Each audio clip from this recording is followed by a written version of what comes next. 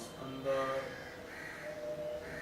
सांस बाहर, 2, सांस अंदर, सांस बाहर, 3, सांस अंदर, सांस बाहर, 4, सांस अंदर,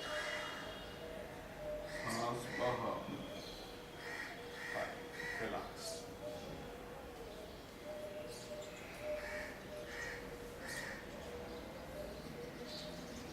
ये है, याद बड़े सरल है। एक एक जोड़ करके हम टोज से शुरू किए, टोज जॉइंट के बाद एंकल जॉइंट आ गया, नी जॉइंट, फिर hip joint, next spinal movement, forward backward side stretch, फिर ट्विस्टिंग। नेक्स्ट हाथ की जोड़ों, हाथ की भी उंगलियां से शुरू किए, रिस्ट जॉइंट, फिर एल्बो जॉइंट, शोल्डर्स जॉइंट, फिर नेक। ये सारे जोड़ों के एक्सरसाइज मिल रहा है।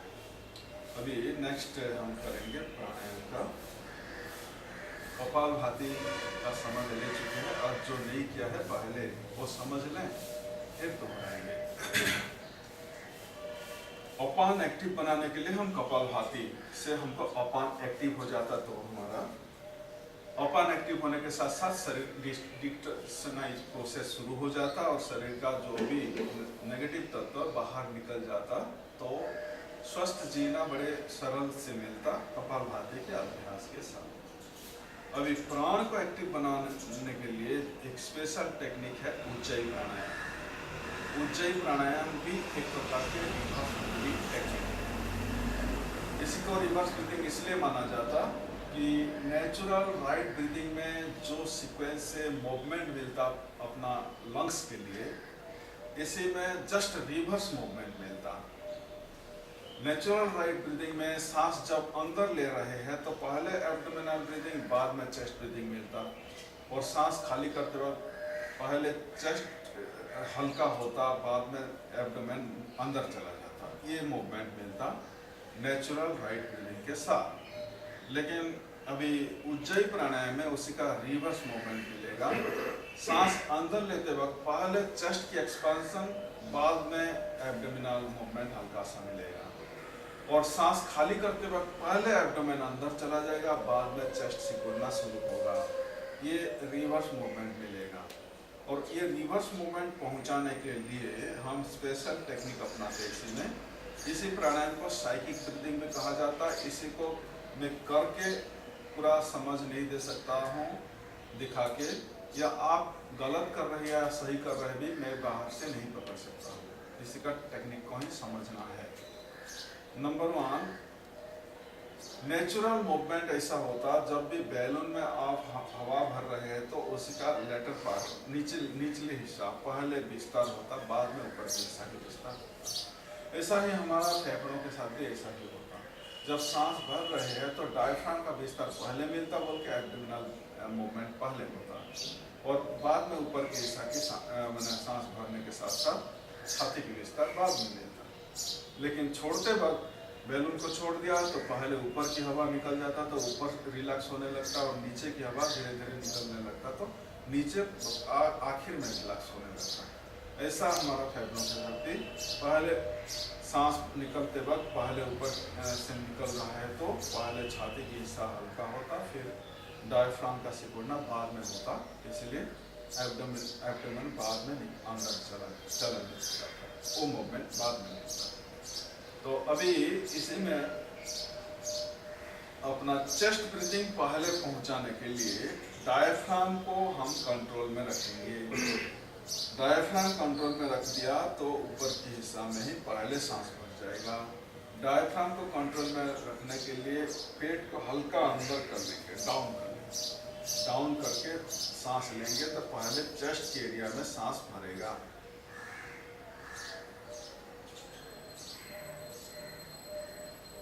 लेने के आखिर हिस्सा में डायफ्राम का विस्तार होगा, लेकिन छोड़ते वक्त पहले पेट को अंदर कर लेंगे तो पेट अंदर जाएगी, बाद में चेस्ट सिकुड़ना शुरू होगा। ये मूवमेंट मिलेगा। तो पसलियों के कारण, एक रिबकेज के कारण चेस्ट का मूवमेंट इतना जल्दी पता नहीं चलता, लेकिन एब्डोमिनल मूवमेंट पता चल जाता। तो ये समझ है। दूसरा है अपने गले के एरिया में ध्यान लगाएंगे। इसी प्राणायाम करते वक्त गले के एरिया में ध्यान लगाएंगे। जो पैसेज है, इसी पैसेज को थोड़ा सा श्रिंक करके रखेंगे, सिकुड़ के रखेंगे। और श्रिंकनेस लाने के लिए एक समझ है, जब भी हम भोजन खाते, चबा चबा के जब सेमी लिक्विड करके हम भोगना शुरू करते हैं, अंदर भेजते, उसी समय में इसी एरिया में मस्कुलर कंट्रैक्शन हो जाता है, सिकुड़न आ जाता है, उसी को होल्ड करते हैं। तो एपिग्लोटिस एरिया में जो छोटी टंग है, उसी एरिया में ध्यान भी लगाएंगे, हल्का सा श्रिंक करके रखेंगे पैसेज को, और सांस लेना शुरू करेंगे। तो पहले चेस्ट ब्रीदिंग मिलेगा और आखिर में एब्डोमेन ब्रीदिंग मिलेगा। लेकिन छोड़ते वक्त एब्डोमेन को पहले अंदर कर लेंगे तो पहले एब्डोमेन अंदर चला जाएगा और चेस्ट बाद में सिकुड़ने लगेगा। और दोनों लेने छोड़ने के समय में गले के एरिया में भी हम श्रिंक करके रखा तो गले के एरिया में ही सांस की घर्षण भी अपना कंठ देश में, अपना गले के एरिया में ही सारे नाड़ी की चाल है, जितने भी नाड़ी है। तो वो सारे नाड़ी चैनल में अपना ऊर्जा चैनल, नाड़ी के मतलब ऊर्जा जिसमें फ्लो होता, तो ऊर्जा चैनल में ही ऊर्जा की फ्लो होता, प्राणिक ऊर्जा की फ्लो मिलता और कफ दोष के लिए छुटकारा मिल जाता। इसी प्राणायाम के साथ प्राण को एक्टिव बनाने से कफ दोष चला जाता है। प्राण जिनका डरमांट हो जाता, कफ दोष शुरू हो जाता। इसीलिए प्राण एक्टिव होता इसी प्राणायाम से, उज्जयी प्राणायाम से। तो इसी में टेक्निक को ही समझना है। टेक्निक समझ लिया तो अभी आप इसी टेक्निक से आप उज्जयी प्राणायाम को कर सकते हैं। सीधा बैठना, लेने छोड़ने दोनों समय में गले की एरिया में घर्षण के कारण हल्का सा सांस की आवाज निकलने लगेगा, लेकिन वो आवाज भी इतना स्थूल नहीं होगी। जो नजदीक बैठे हैं आपकी सांस की आवाज सुनने मिलेगा उनको। आपको खुद को ही अपना सांस की आवाज साफ सुनाई पड़ेगा। लेने छोड़ने के समय एक प्रकार के सिविलियन साउंड सुनने मिलेगा, जैसा कि गैस लाइट का जैसा आवाज होती, या ओशनिक साउंड, समुद्र के किनारे में आप खड़े हुए हैं, वेव आ रहा है वापस जा रहा है, उसी का जो साउंड होता, ऐसा एक ओशनिक साउंड जैसा हल्का सा साउंड निकलने लगेगा। और सांस की घर्षण गले में ही मिलेगा, तो गला साफ हो जाता, कफ दोष चला जाता। जिनका बातों करते करते कफ रुक जाता तो आवाज बिगड़ जाता और साफ आवाज भी, शब्द भी सुनाई नहीं पड़ता ठीक से, तो वो दोष भी चला जाएगा। और जो लोग संगीत का अभ्यास करते, उनके लिए तो ये प्राणायाम एक प्रकार के वरदान जैसा काम करेगा। गला साफ हो जाएगा और आवाज भी साफ सुनाई पड़ेगा। तो ये समझ के साथ ही अभी थोड़ा सा अभ्यास को अपनाएंगे। सीधा बैठना है, इसी में नाक में हाथ लगाने का कोई सवाल नहीं है। दोनों हाथ को घुटने के ऊपर रख सकते, आंखें बंद कर लीजिए और अपना पेट की हिस्सा हल्का डाउन करके रखिए, डायफ्राम के ऊपर कंट्रोल रखिए। कंठ के एरिया में ध्यान लगाइए, कंठ नाल को हल्का सिंक करके रखिए और सांस लेना और छोड़ना स्लो लॉन्ग की प्रोसेस में लेना है, स्लो लॉन्ग की प्रोसेस में निकाल देना है। दोनों लेना छोड़ना 2-3 बार आप अपनाइए और देखिए कि कंठ देश में किसी का दर्शन मिल रहा है या नहीं। अगर मिलेगा तो अपने आप ही आवाज निकलने लगेगा।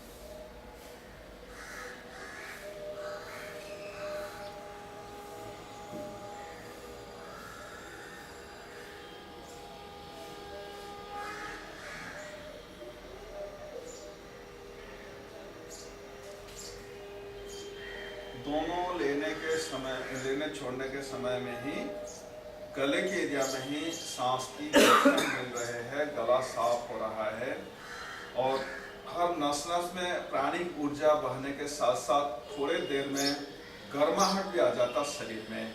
इसीलिए एक खास करके एक सर्दी के मौसम में एक बड़े सूटेबल होता। दूसरा, इसी में जल्दी से जल्दी अपना मन का विक्षेप खत्म होने लगता। जब हम डीप मैंने ब्रीदिंग कर रहे हैं, स्लो लॉन्ग डीप प्रोसेस में ये टेक्निक को अपनाते हैं तो मन का विक्षेप बहुत जल्दी से जल्दी काबू में आ जाता, अपना कंट्रोल में आ जाता। तो विक्षेप भी दूर हो जाता, कंसंट्रेशन भी डेवलप होता और ध्यान में जल्दी से जल्दी ध्यान में उतरने के लिए बड़े आसान टेक्निक है ये। तो इसी में नाक में हाथ लगाना जरूरी है। तो ये टेक्निक को समझ गया तो आप आगे प्राणायाम का जो नाड़ी शोधन में 1:2 रेशियो के साथ रेचन और पूरक और रेचक करते, लेते वक्त जितने टाइम में सांस भरते, छोड़ते वक्त उसी का डबल टाइम में सांस को रिलीज कर देते। 1:2 रेशियो में जब हमारा सिस्टम ट्रेन हो जाता तो हर प्राणायाम के साथ पूरक और रेचक जितने देर में हम सांस भरते उसी का डबल टाइम में धीरे धीरे सांस को रिलीज करना, उसी को जोड़ के आप करना है। और जब कुंभक हर प्राणायाम के साथ जब कुंभक जोड़ के करेंगे तो रेचन के समय पूरक करने के बाद सांस भरने के बाद कुंभक किया जाता है। कुंभक के समय में गर्दन झुकाते हुए, जालंधर बंद लगाते हुए, नाक को भी बंद करके कुंभक लगाते। जब इसी प्राणायाम के साथ कुंभक जोड़ के करेंगे तो रेचन के समय राइट को बंद करके लेफ्ट से ही निकालेंगे। इतना ही डिफरेंस है। खाली छोड़ने के टाइम राइट को बंद करके लेफ्ट से निकाल देना है। गहरा सांस ले लिया, लेने के बाद कुंभक तो जालंधर बंद के साथ गर्दन झुकाते हुए कर सकते हैं। फिर जब छोड़ना है गर्दन सीधा करके बंद खोलते हुए राइट को बंद करके लेफ्ट से निकालना है। इतना जब कुंभक जोड़ के करेंगे तो इसी को जोड़ सकते हैं, नहीं तो लेना छोड़ने करने में नाक में हाथ लगाने का कोई सवाल नहीं है। इवन बीजी ऑफिस टेबल में ये टेक्निक समझ लिया तो ये प्राणायाम ऐसा एक प्राणायाम है, इसका स्पेशलिटी है कि आप बैठ के, लेट के, खड़े होके, चलते वक्त भी आप इसी को अपना सकते हैं, इसी प्राणायाम को अपना सकते हैं। कुंभक जब जोड़ के करेंगे तो बैठ के ही करना है। बिना कुंभक के साथ करेंगे तो आप चलते वक्त भी इसी को 2-3 स्टेप में सांस गहरा ले लिया, 2-3 स्टेप में सांस रिलीज कर दिया, इसी टेक्निक को आप अपना सकते हैं। इवन अपना वर्क फील्ड में भी, बिजी ऑफिस टेबल में भी, मानो आपका काम खत्म हो गया, बाकी सब लोग अपने काम में पूरा बिजी है, किसी के साथ बात करने का मौका नहीं है, अब बोर्डम लग रहा है, तो आप अपना मन में इधर उधर का बातों चल रहे हैं, उसी को खत्म करने के लिए बैठे बैठे अपने कुर्सी में भी इसी को बैठ के कर सकते हैं। तो हाथ लगाने का कोई सवाल नहीं, किसी को पता नहीं चलेगा कि आप प्राणायाम कर रहे हैं या क्या कर रहे हैं, और मन का विक्षेप समाप्त हो जाएगा, शांत। तो ये फायदा है इसी में। तो इसी में प्राणिक ऊर्जा पूरा एक्टिव होने के साथ साथ कफ दोष के लिए छुटकारा मिलता है। Cough, cold, bronchitis, asthma, cold connected जो कफ कनेक्टेड जो बीमार है उसी के लिए छुटकारा मिल जाता है। अभी कपालभाति को थोड़ा दोहराएंगे। वज्रासन अगर अनुकूल हो तो वज्रासन में बैठ जाइए और कमर गर्दन सीधा रखिए, आंखें बंद रखना है, ध्यान अपना माथा की दिशा में। पहला राउंड 60 ब्रेथ के साथ ही दोहराएंगे। काउंट के साथ एक एक ब्रेथ करके बाहर रिलीज करना है, नाक से सांस को फेंकना है। नासाल पैसेज में ही रबिंग सेंसेशन मिलना चाहिए। सीधा बैठना, कंधा ढीला रखना, गर्दन ढीला रखना, फेस रिलैक्स रखिए, आंखें बंद, अपना ध्यान फ्रंटल स्कल ब्रेन के हिस्सा में, माथा के हिस्सा में। स्टार्ट। 1 2 3 4 5 6 7 8 9 10 1 2 3 4 5 6 7 8 9, 20, 1, 2, 3, 4, 5, 6, 7, 8, 9, 30, 1, 2, 3, 4, 5, 6, 7, 8, 9, 40, 1, 2, 3, 4, 5, 6, 7, 8, 9, 50, 1, 2, 3, 4, 5, 6, 7, 8, 9, 60। सांस गहरा अंदर भर लीजिए, धीरे धीरे सांस खाली करके नॉर्मल ब्रीथ के साथ विश्राम। अपने लिमिटेशन के अंदर रहते हुए जब हम टेक्निक को अपनाते तो अभ्यास के तुरंत बाद शरीर में हल्कापन, मन में ताजगी भाव, विचार नहीं के बराबर, ये एक्सपीरियंस इंस्टेंट ही मिलता है। अभी इसी को अग्नि सार के साथ जोड़ते हुए एक राउंड फिर करेंगे। और इसमें एक बात देखना होगा, नासल साउंड होना चाहिए, नासल पैसेज में रबिंग सेंसेशन आना चाहिए। किसी किसी का गलत करेंगे तो गले से आवाज आता है, ऐसा करेंगे तो इसी का आवाज गले से आ रहा है। नासल पैसेज में इसी का फोर्स नहीं मिल रहा है, फ्रंटल स्कल के एरिया में इसी का फोर्स नहीं पहुंच रहे हैं, इधर मिल रहा है फोर्स। इसी का फोर्स इसी एरिया में नहीं आ रहा। तो कपालभाति में एक तो साइनस की प्रॉब्लम है भी चला जाता, माइग्रेन की प्रॉब्लम है भी चला जाता, हेडेक भी है तो सुधार आ जाता है इसी में, और नासल पैसेज भी क्लीन हो जाता। तो रबिंग सेंसेशन आपका नासल पैसेज में पहुंचना चाहिए, ये देखना। अब इस सेकेंड राउंड अग्नि सार को जोड़ते हुए करेंगे। जिनका hypertension, high blood pressure, heart disease, hernia, gastric ulcer, ऐसा कोई प्रॉब्लम है तो इसी टेक्निक में नहीं जाना है। एक राउंड कपालभाति के बाद सांस जितना ज्यादा से ज्यादा हम निकाल सकते निकाल देंगे, और बंद के साथ दोनों हाथ को प्रेशर लगाते हुए धड़ सीधा रखेंगे और पेट को अंदर बाहर थोड़ा सा चलाएंगे, वो क्रिया करेंगे, अपनाएंगे। तो इसी में एब्डोमिनल फैट भी रिड्यूस हो जाता जल्दी से जल्दी। ये टेक्निक अपनाएंगे। कमर, गर्दन, मस्तक सीधा रखना। पहले कपालभाति एक राउंड करेंगे, फिर इसी को जोड़ेंगे। कमर, गर्दन, मस्तक सीधा, कंधा ढीला रखिए, गर्दन ढीला रखिए, फेस रिलैक्स रखिए, आंखें बंद। अभी स्टार्ट।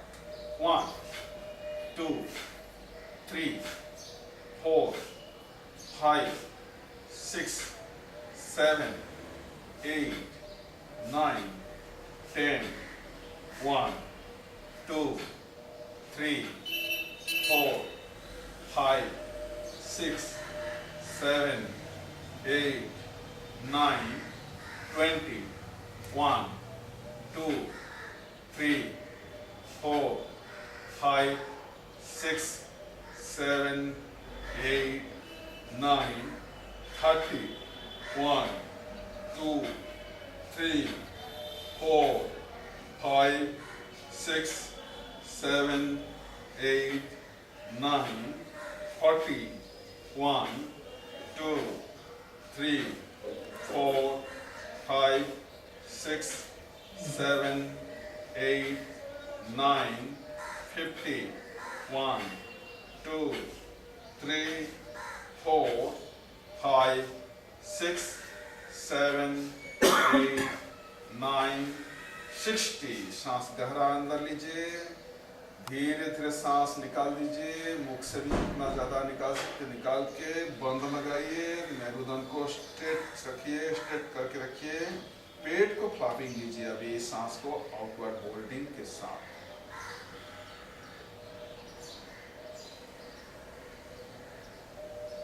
शुरुआत में थोड़ी देर में ही सीमित रहना है, नहीं तो तनाव मिलेगा। धीरे से फिर स्पाइन स्ट्रेच करके धीरे धीरे गर्दन सीधा कर लीजिए, हल्का सांस बाहर धकेल के निकाल दीजिए, फिर गहरा सांस भर लीजिए, धीरे धीरे सांस खाली करके रिलैक्स। अपने लिमिटेशन के अंदर रहेंगे तो कोई तनाव मिलने का कोई सवाल नहीं। अभी इसी को थर्ड राउंड अपनाएंगे, फिर कपालभाति और निशा, आखिर में मंडूकासन करेंगे। मंडूकासन के लिए अगर वज्रासन जिनका होता तो वज्रासन में बैठ जाइए तो मंडूकासन थोड़ा इफेक्टिव होता। अभी कमर, गर्दन, मस्तक सीधा, कंधा ढीला रखना, गर्दन ढीला रखना, फेस रिलैक्स रखिए, आंखें बंद रखिए, ध्यान अपना माथा के हिस्सा में। पहले कपालभाति करेंगे, स्टार्ट। 1 2 3 4 5 6 7 8 9 10 1 2 3 4 5 6 7 8 9 20 1 2 3 4 5 6 7 8 9 30 1 2 3 4 5 6 7 8 9 40 1 2 3 4 5 6 7 8 9 50 1 2 3 4 5 6 7 8 9 60। सांस गहरा अंदर लीजिए, धीरे धीरे सांस खाली करके मुख से भी निकाल दीजिए, जितना ज्यादा निकाल सकते। बंद लगाइए, फिर स्पाइन स्ट्रेच करते हुए पेट को फ्लैपिंग दीजिए। अग्निसार,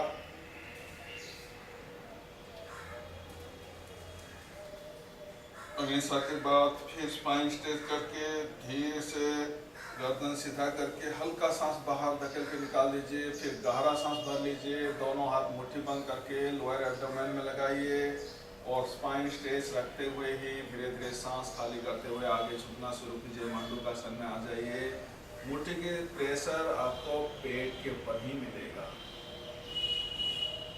धीरे से अपना फाइनल स्थिति में मुट्ठी थोड़ा सा मुट्ठी से मसाज लगा सकते पेट के ऊपर। फिर धीरे धीरे सांस अंदर लेते हुए ऊपर उठ जाए। इसी को 3 राउंड तीनों को जोड़ के भी कर सकते हैं, जिनके लिए बोलूँगा। तो अभी कपालभाति में अपान एक्टिव हो रहा है, उज्जयी में प्राण एक्टिव हो रहा है, और एक के और कपालभाति में अपान एक्टिव होने के साथ साथ वात विकार, वात दोष के लिए छुटकारा मिलता। उज्जयी में प्राण एक्टिव होने के साथ साथ कफ दोष के लिए छुटकारा मिलता। पीत प्रकोप जिनका ज्यादा है, उसी को कम करने के लिए भी एक स्पेशल प्राणायाम का टेक्निक है। लेकिन वो भी एक प्रकार के रिवर्स ब्रीदिंग टेक्निक इसलिए मानते हम कि उसी को माउथ ब्रीदिंग को हम रॉन्ग ब्रीदिंग मानते हैं, लेकिन यहाँ माउथ ब्रीदिंग अपनाते हैं। सांस हम मुख से खींच लेते, छोड़ते वक्त नाक से निकालते, तो ये भी उल्टा प्रोसेस में ब्रीदिंग करते बोल के इसी को भी रिवर्स ब्रीदिंग माना जाता है। तो अभी लेकिन इसी में कुछ सावधानी बरतना बहुत जरूरी है, क्योंकि नाक जैसा प्रोजेक्टेड नहीं है माउथ, इसीलिए पॉल्यूटेड एरिया में इसी प्राणायाम को बिल्कुल गलती से भी नहीं करना है। जहाँ धूल धुएं की सवाल है, बदबूदार एरिया हो, एयरबोर्न डिजीज जहाँ नज़दीकी एरिया में इलाज दिया जा रहा है, जैसा कि टीबी पेशेंट का इलाज सीमेंट फैक्ट्री और डस्टी एरिया में, इसी को नहीं अपनाएंगे। मॉइस्चर ज़्यादा हो वातावरण में नहीं करेंगे।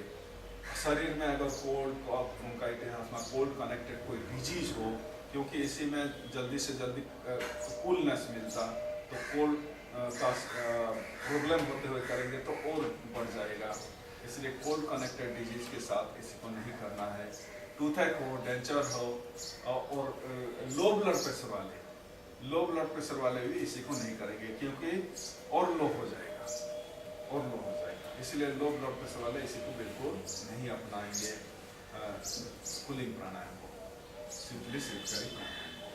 और ज्योग्राफिकल कंडीशन भी है, डस्टी एरिया में नहीं करना है, पॉल्यूटेड एरिया में नहीं करना है, मॉइस्चर ज़्यादा हो, जैसा कि समुद्र के किनारे हो, सर्दी की मौसम हो, बारिश की सीजन हो, तो मॉइस्चर ज़्यादा होते वातावरण में, तो मॉइस्चर के परिवेश में नहीं करना है।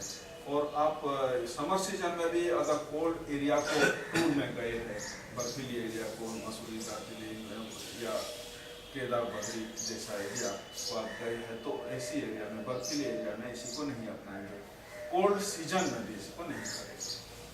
ये सारे रेस्ट्रिक्शन पॉइंट को याद रखते हुए टेक्निक को अभी थोड़ा सा समझने के लिए दोहराएं। पहला है शीतली प्राणायाम। शीतली प्राणायाम में आंखें खुला रखना है। तो दोनों प्राणायाम में, अभी कूलिंग प्राणायाम जब करेंगे तो आंखें खुला रखे कर सकते हैं, तो तुरंत एक कूलिंग सेंसेशन आंख के माध्यम से हमको मिलता है। तो जीभ को बाहर निकालेंगे, ट्यूब जैसा किनारे मोड़ के ट्यूब जैसा बना लेंगे और टॉन्ग ट्यूब से ही सांस को खींच के ले लेंगे। फिर टंग को नॉर्मल कर लेंगे, मुख बंद रखेंगे, नाक से सांस निकाल देंगे। इसी को अभी 2-3 बार दोहराएं। सीधा बैठना है, आंखें खुला रख सकते हैं, जीभ निकाल दीजिए और ट्यूब जैसा बना लीजिए और टंग ट्यूब से सांस खींच लीजिए। मुख बंद, नाक से निकाल।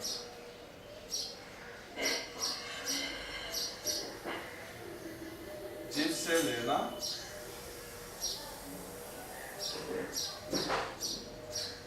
नाक से निकाल। ये शीतली प्राणायाम है। जिनका जीभ ट्यूब जैसा नहीं बनता तो घबराने का कोई जरूरत नहीं है। इसको शीतकारी प्राणायाम से भी ये बेनिफिट आपको मिलेगा। शीतकारी प्राणायाम में जीभ को ऊपर की ओर मोड़ के रखेंगे, टिप ऑफ द टंग ऊपर मोड़ के तालू पर लगा देंगे, अपर पैलेट में टच करके रखेंगे। 2 पंक्तियां दांतों मिला देंगे, होठों को खुला करके मुख से सांस खींच लेंगे, मुख बंद करके नाक से निकाल देंगे।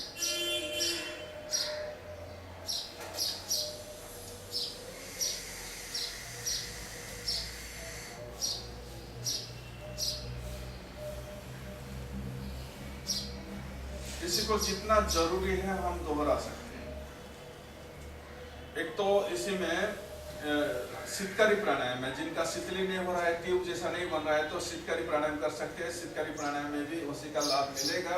और शीतकारी प्राणायाम करने से और एक्स्ट्रा लाभ है कि आपका टूथ डेंचर अपना मसूड़, गम, टीथ और गम दोनों मजबूती आ जाएगा। अगर दांत हिलना शुरू हो गया तो दांत में मजबूती आ जाएगा। किसी का पावरिया की कोई प्रॉब्लम है, मुख से बदबू निकलने लगती, ऐसा प्रॉब्लम है, तो इसी प्राणायाम को अपनाएंगे तो वो प्रॉब्लम भी धीरे धीरे कुछ दिन में चला जाएगा।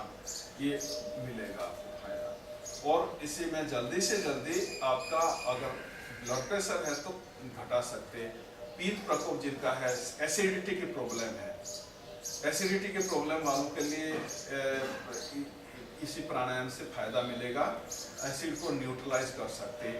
दूसरा है भूख के समय में भोजन तैयार नहीं है, प्यास लग रहा है, पानी पीने लायक अवेलेबल नहीं है, इसी हालत में इसी प्राणायाम से लाभ ले सकते, भूख प्यास को संभाल सकते। जब भूख हो गया और भूख के समय में भोजन नहीं लिया तो अंदर भूख के समय में ही एसिड का सिक्रेशन अंदर शुरू हो जाता, और टाइम पर भोजन नहीं लेते तो एसिडिटी का प्रॉब्लम देखने मिलता। अगर जरूरत से ज़्यादा खाएंगे भी हजम ठीक से नहीं होगा, एसिड का प्रॉब्लम होगा, इंडाइजेशन होगा। और भूख के समय में भी भोजन नहीं लेंगे भी एसिड का प्रॉब्लम होता और अपना डाइजेस्टिव सिस्टम में गड़बड़ी शुरू हो जाता। तो इसलिए अगर समय पर भोजन नहीं लिया और भोजन तैयार नहीं है और एसिड का सिक्रेशन तो नेचुरली शुरू हो जाता ही, तो उसी को न्यूट्रलाइज करने के लिए इसी प्राणायाम से फायदा ले सकते। और कोल्ड कफ ब्रोंकाइटिस आस्थमा के हालत में नहीं करेंगे इसी को, और भूख प्यास को संभालने के लिए इसी से मिलेगा। और अपना ब्लड प्यूरिफिकेशन का रेट थोड़ा सा रैपिड होता है इसी प्राणायाम से। इसलिए जिनका स्किन एलर्जी है, स्किन एलर्जी के लिए भी छुटकारा मिलता है ये प्राणायाम को करने से। लेकिन एलोपैथी दवा से जैसा इंस्टेंट रिजल्ट मिलता, कोई पेन है और एनाल्जेसिक टैबलेट ले लिया है तुरंत ही उसी का असर मिलता, ऐसा योगिक टेक्निक से तुरंत ही नहीं मिलता। इसी को अगर लंबा टाइम करेंगे तो कम से कम नियम को अपनाते हुए, जो रेस्ट्रिक्शन पॉइंट को ध्यान में रखते हुए अगर नियम पूर्वक आप करेंगे, भोजन पानी में सुधार लाते हुए, तो 35 डेज के अंदर आप खुद को ही महसूस होगा और इसी का इफेक्ट शुरू हो जाता 35 डेज में। और अप टू 3 मंथ्स 90 डेज अगर चालू रखेंगे तो बाहर से भी आपका कुछ पॉजिटिव साइन शरीर में भी देखने मिलेगा, अर्थात बाहर का लोगों भी आप में कुछ परिवर्तन का निशानी देखने लगेंगे। ये होगा तो ये स्लो काम करता है लेकिन जड़ से उखाड़ देता है प्रॉब्लम, तो इस ऐसा इफेक्ट मिलेगा। इसीलिए आप प्राणायाम करते हुए स्किन को देखना नहीं तो मेरा स्किन एलर्जी का इलाज मिल गया क्या, तो इंस्टेंट इसी में कोई भी योगी के अप्रोच में ऐसा इंस्टेंट नहीं मिलता, धीरे धीरे ही होगा। खान पान में, अपना भोजन पानी में, अपना लाइफस्टाइल में थोड़ा सुधार लेते हुए, इसी का अनुकूल बनाते हुए अगर टेक्निक को अपनाएंगे तो जड़ से उखाड़ देगा। तो अभी प्रार्थना के साथ क्लोज करेंगे और 1-2 दिन मिलेगा शायद, 3 तारीख तक, 4 तारीख में ऐसा नहीं रख रहा हूँ 4 देरी हो जाएगा। 4 तारीख को शाम को ना सत्संग कर सकते हैं, तो इसलिए 3 तारीख तक ही हम कंटिन्यू करेंगे। और 2 क्लास में आपको प्राणायाम के लिए खास करके जो जरूरी है, अपना लिविंग स्टाइल में जो ले सकते हैं आज का जो सूटेबल है, हम ट्रेडिशनल मेथड बताएंगे तो वो प्रैक्टिकल नहीं है आजकल, क्योंकि ट्रेडिशनल मेथड में जो रेस्ट्रिक्शंस है ऐसा नहीं रहा जीवन। दूसरा है आजकल पॉल्यूटेड एरिया, आप कितना भी संयम में बरतो, संयम लाइफ भी अपनाओ, आप सोसाइटी का तो छोटा सा हिस्सा है, सोसाइटी बिगड़ चुका है। भोजन पानी आप रेडीमेड जो लेते हैं बाहर से, उतना प्यूरिटी नहीं रहता, तो यौगिक रेस्ट्रिक्शन के साथ जो है अपनाना चाहिए वो नहीं मिल रहा है। तो आजकल के माहौल में जो हम डाइजेस्ट कर सकते और अपना सकते तो उतने में ही सीमित रहे, उतने में ही सीमित रहे।